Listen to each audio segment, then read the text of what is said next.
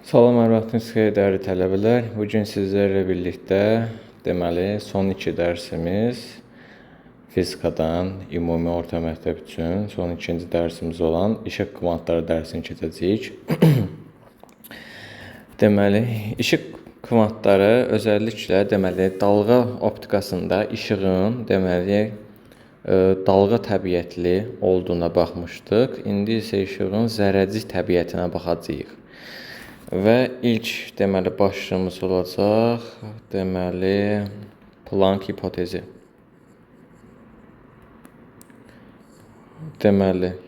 Hipotezə görə Planck deyir ki, işıq porsiyalar şəklində şüarlandırılır və ya udulur. Və işıq kəsiləndir, yəni diskretlik xassəsinə malikdir. Və enerji düsturu Y bərabərdir H nü ilə hesablanır. Buradakı Y işıq zərrəciyi olan fotonun enerjisidir. H həmin bu alimin adına verilmiş, Planck sabitidir. Nü isə tezlikdir. Buradan H-ın düsturuna baxarsaq, H nəyə bərabərdir? Y bölünsün nü-yə. O zaman H-ın beynəlxalq sistemdəki vahidinə baxarsaq 1, enerjinin vahidi nə idi? Joule.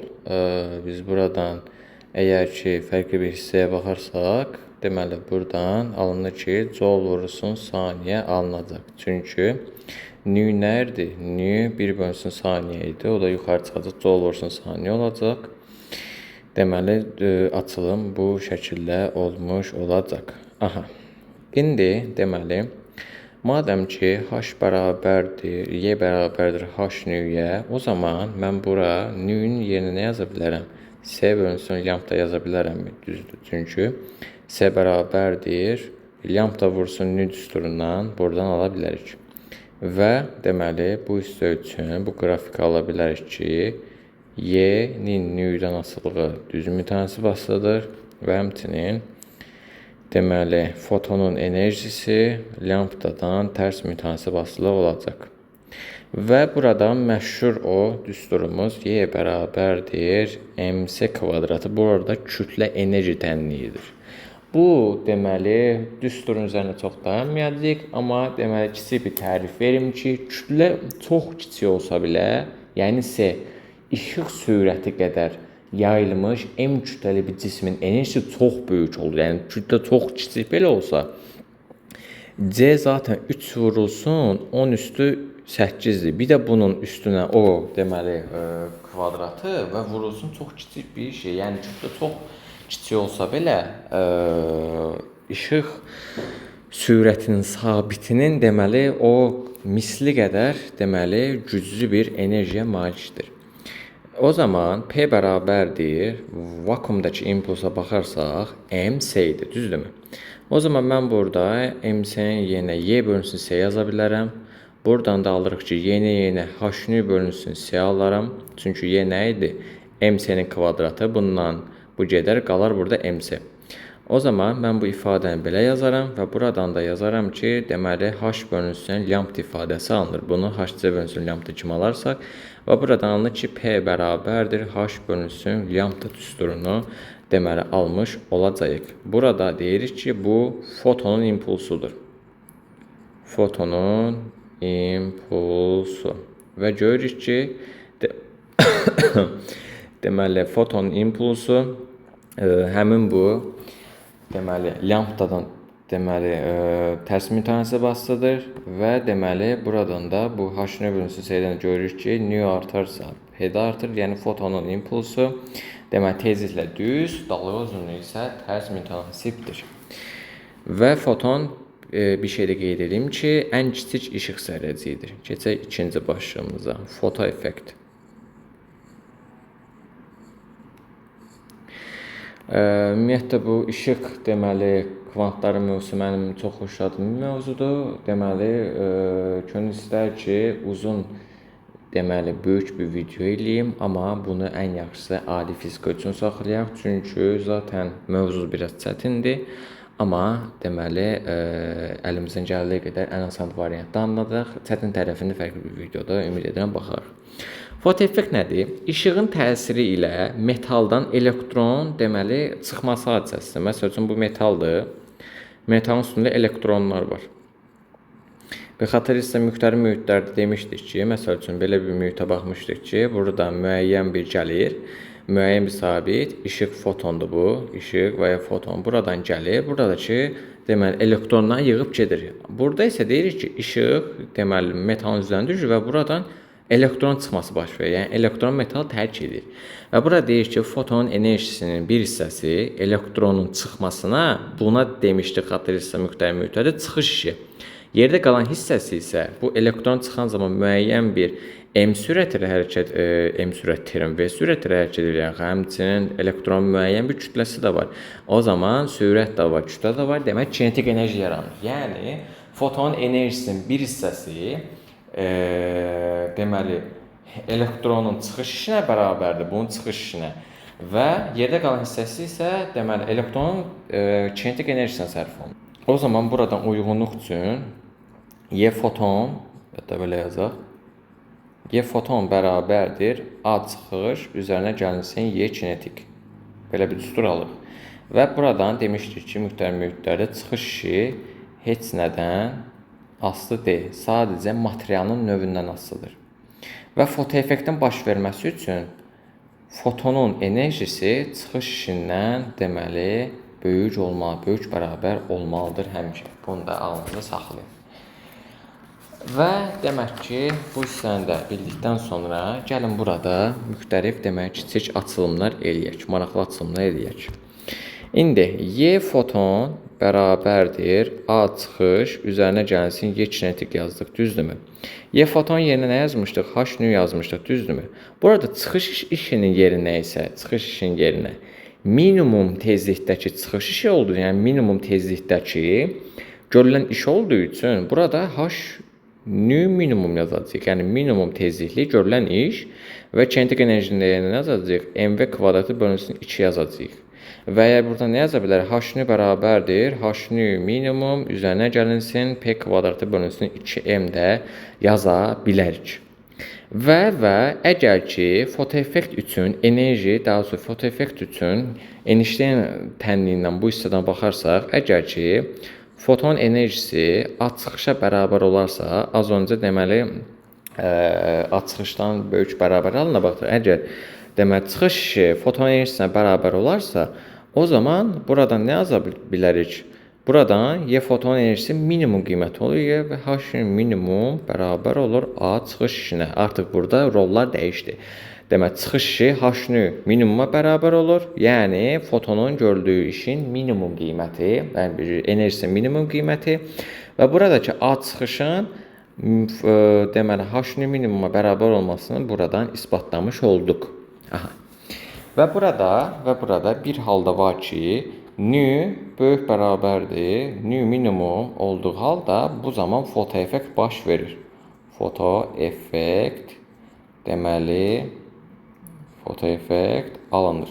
Fotoeffekt baş verir.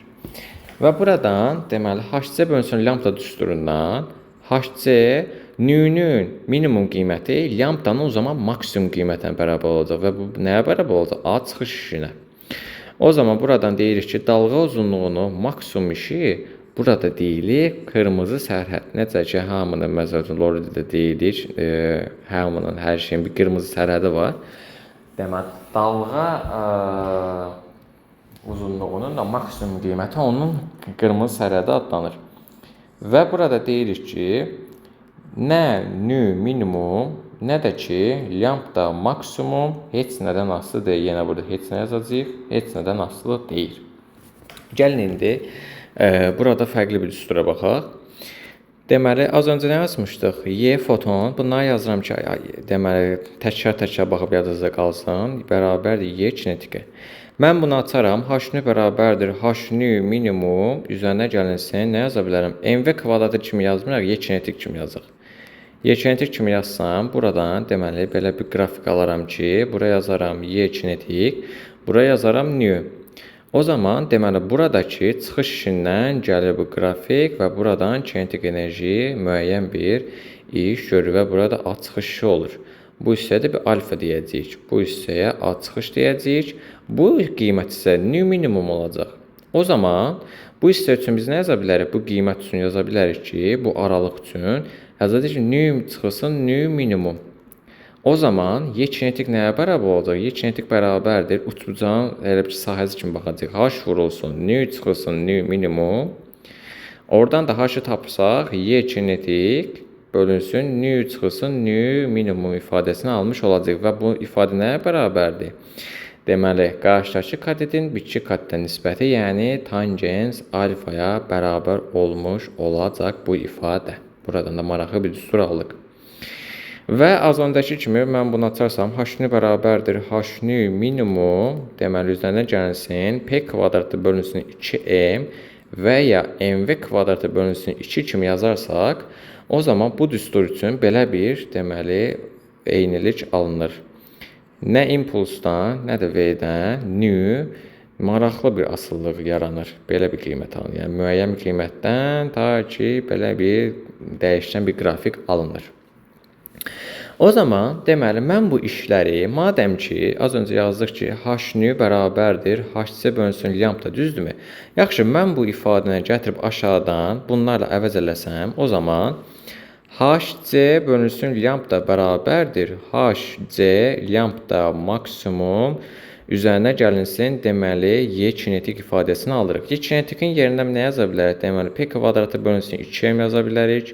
Və ya mv kvadratı bölünsün 2 kimi də yaza bilərik. Və burada deməli deyirik ki, burada deyirik ki, impuls, sürət və kinetik enerji lambdanın maksimum qiymətinə asılılığı belədir. Birazcıq dəyişən bir asılılığı var. Bu isə birazcıq ümumiyyətlə dəyişən bir mövzudur, ona görə diqqət yetirin. İndi keçək fotoeffektin, deməli, 3-cü başlığımıza fotoeffektin qanunlarına.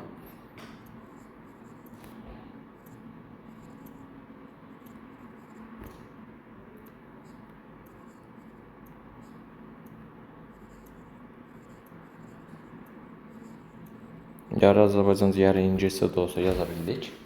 Biz müxtəlif mühitlərdə bir hissəyə baxmışıq, xatırlayırsınızsa, maye daxilində bir anod, bir katod, bir də ümumiləşdirilmiş halda anod və deməli katoda baxdıq. Burada biz deməli işığın deməli metal üzərinə düşməsi zaman anoda gedən elektronların vəziyyətinə baxacağıq. Yəni bu dövrəni mən tərsinə çəkərsəm, bu hissə olsun deməli həm katod, bu hissə də olsun anod.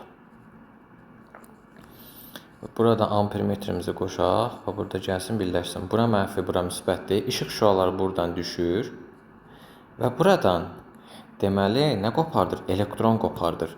Elektronlar hansı istiqamətdədir? Anoda doğru gedir. Və bunun vaxt deməli hissəciyinə baxarsaq, yəni volt amper xarakteristikasına baxarsaq, bu hal deməli belə hal üçün yaranır. Deməli, buradakı cəryan şiddətini biz J hərfi ilə işarə edəcəyik ki, deməli, yanlış anlaşılma olmasın. U, çünki i-yə fərqli bir kəmiyyət adı verəcəyik. Deməli, belə bir qrafik yaranır. Bu qrafikdəki, buradakı cəryan şiddətin qiymətini deyəcəyik. I, deməli, i doyma cəryan şiddəti. Burada isə qiymətə U deyəcəyik. Amma U nə olacaq? Yəni, hansı gərginlik olacaq? Normalda bizim sabit cəryan deməli, sabit cəryan deməli qanunlarından öyrəndiyimiz deməli biliklərə görə dövrədə gərginlik yoxdursa cəryan yaranmır. Amma burada gərginlik olmasa da cəryan müəyyən bir qiymət intervalında yaranır. Yəni gərginlik olmasa belə deməli cəryan yaranır. Bu halda ağla gələn ilk deməli təzahür odur ki, o özü dövrədə öz-özünə gərginlik yaradır. Və biz bu hal üçün o zaman bura saxlayıcı gərginlik, yəni və ya ləngedici gərginlik deyilir bu hissəyə. Yəni buradakı deyirik ki, buradakı bu hissə öz-özünə müəyyən qədər cəryan yaranana qədər öz-özünə süni gərginlik yaradır. Lori dilində desək belə bir ifadə çıxır. Və o zaman mən bura deməli enerji üçün yazarsam A çıxış üzərinə gəlsin Y kinetik və deməli gərginlik olmasa belə maksimal halda buradakı hala baxarsaq Y kinetikin maksimum qiymətinə baxacağıq. Çünki burada A, yəni görülən iş, yəni gərginlik olmasa belə maksimal halda olduğu üçün o zaman Y kinetik maksa bərabər olacaq. Maksa, yəni gərginlik olsa da olmasa da görülən iş maksimumdur. Biz deməli A çıxış A-nın yerinə YU saxlayıcı yazarsaq ki, bunu yük dərsindən keçmişdi, o zaman Y kinetik maksimum ifadəsini alır. Gətirib burada əvəz eləsək, deməli, Y foton enerjisi üzərinə gəlsin, A çıxış üzərinə gəlinsin. Deməli, burada YU saxlayıcı ifadəsini almış olacaq. Əlavə olaraq buradan əlavə nə yaza bilərəm? Deməli, Y foton bərabərdir. A çıxış üzərinə gəlsin, Y kinetik maksimum hissəsinə baxaq. Bunu yazıram ki, ağlınızda qalsın. Bunu açarım H-nü kimi. Bunu açarım H-nü minimum kimi. HC bölünsün lambda kimi baxmayacağım burada. YU saxlayıcı. Həmçinin YU saxlayıcı çıxışına az öncə dedik ki, bərabər olarsa, yəni bu ümumi bu hissəni biz bura bərabər eləyərsək, o zaman U-nu taparsaq U bərabərdir A çıxış bölünsün Y. O zaman bu qrafikə uyğun olaraq, deməli, gərginliyin tezlikdən asılı olan grafikinə baxarsaq, deməli, bu grafikimiz necədir? Belə idi. Amma buradakı olan A çıxış bölünsün Y olacaq və mənfi intervalda üçün bura mənfi yazacaq və bura nü minimum olacaq. Görürsünüz, yəni çox kiçik bir şərtlə, yəni bütün hissə, yəni bütün aləm bir-birinə deyir və bizim öyrəndiyimiz ən başlıca hissə bir-birlə deməli qarışır. Və buradakı öyrəndiyimiz, sabit cərəyan qanunlarında öyrəndiyimiz I sahənin intensivliyi olacaq. Deməli, fotoeffektin iki qanunu var. Birinci qanun yazaq. Deməli, birinci qanun belədir ki, sadəcə deməli bu göstərmə, bu qrafiklərdir. Cərəyan şiddətinin və N intensivlikdən deməli düz mütənasibdir. Bunlar da bir düsturla xarakterizə olunmur. Sadəcə belə deməli əzbərləməniz lazımdır. Və doyma cərəyan şiddəti N-lə lambda və nü-dən asılı deyil. Bunu da unutmayın. Keçək ikinci qanuna. İkinci qanun. Bu hissəyə baxın, özünüzə qeyd edin. Video saxlayıb baxa bilərsiniz. Buradakı, bu arada burada yazdığımız J, bu cərəyan şiddətidir.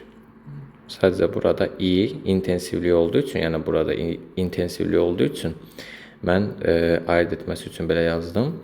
Deməli, burada deyirik ki, Y kinetik, sürət, başqa nə ola bilər? Impuls, başqa U saxlayıcı, deməli, nü-dən və lambdadan deməli, düz mütənasib asılı, yəni xarakterizə olunur.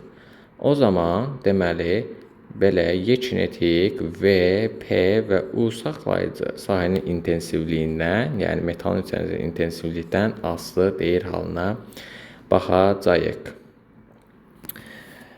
İndi isə belə bir nümunə yazaq. Bir dənə nümunə verək. Bəzi mövzularda nümunə vermə imkanı olmur. Çünki mövzu zaten ağırdır. Uşaqlara əlimizdən gəldiyi qədər asan keçməyə çalışırıq. Bəzi mövzularda uzun müddətli bir nümunə vermirdim. Maraqlı bir nümunə verin. Məsəl üçün, ən fix bir nümunə verək. Bu birinci qrafikimiz olsun. Bu ikinci qrafikimiz olsun. Bu bir, bu iki. Deyir ki, intensivlik və tezliklə müqayisə eləyək. İlk öncəliklə, deməli, U-ya yaxın olanın cərəyan şiddətləri necə olur? Təbii ki, kiçik olur. Yəni bu I-yə yaxın olanın, I-yə yaxın xəttin cərəyan şiddəti daha böyük olur. O zaman, yəni burada doyma cərəyanlarına baxacağıq. Bura yazacağım deməli I doyma, hətta belə yazım.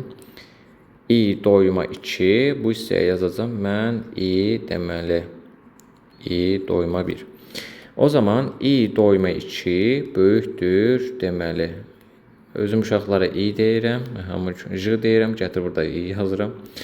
O da, deməli, yəni intensivləri o zaman eyni xarakterizə olaraqdan I böyükdür, I2 böyükdür, I1-dən. Gərginliklər necə olacaq? Gərginliklər isə bir-birinə bərabər olacaq. Çünki burada gərginlik yoxdur zaten. İndi, yəni burada cərəyan şiddətinin, yəni sahənin özünün yaratdığı bir müəyyən bir gərginlik var. Bu gərginliyə baxın, yəni ikisinin də bura U saxlayıcıdır. Hər ikisi eyni gərginliyə malikdir. Hətta buradan da göstərə bilərik. U saxlayıcı 1 bərabərdir U saxlayıcı 2-yə. İndi Gələk burada deməli tezliklərə baxaq. Tezliyi üçün biz nə yaza bilərik? Baxın, burada enerji üsulunu yazmışdıq. Y deməli Y foton bərabərdir.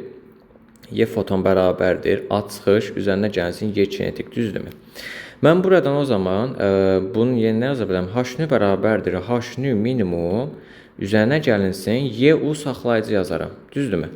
YU saxlayıcı zaten deməli buradan baxaq. Nülər necədir? YU saxlayıcı sabitdir. Y elementar yükü sabitdir. Nü minimum sabitdir. H sabitdir. Zaten sabitdir özü. Və görürük ki, zaten burada nülər də bərabərdir. Yəni buradan da hətta isbatlamış olduq. O zaman bu hissə üçün deyirik ki, nü1 bərabər olur nü2-yə. Yəni burada zaten bütün hamısı sabitdir. Bu sabit, bu sabit, bu sabit. H-lar da zaten sabitdir. Qalır nü zaten nü ilə bərabər olması üçün birinci alın, ikinci alın bərabərliyinə baxmaq lazımdır. Ana uşaqlar, bu qədər. Deməli, mövzu üzərindən bu qədər. Son bir mövzumuz qaldı. Atom və nüvə fizikası. Onu da deməli izah etdikdən sonra artıq tam tədrisi olaraqdan hazır olasınız fizika üçün. Özünüzə yaxşı baxın. Sağ olun.